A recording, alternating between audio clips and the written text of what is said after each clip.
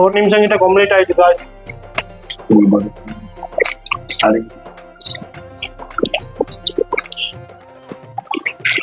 வேற லெவல் வேற லெவல்.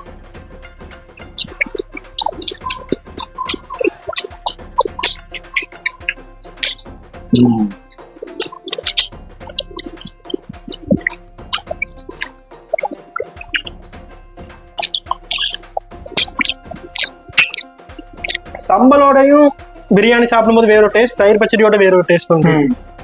ஏன்னு சொன்னா சம்பல் பரப்பா இருக்கு, தயிர் பச்சடி புளிப்பா இருக்கு. ஜப்பான்காரன் என்னென்னமோ கண்டுபிடிக்கிறான், நான் எதை கண்டுபிடிச்சிட்டு வந்து.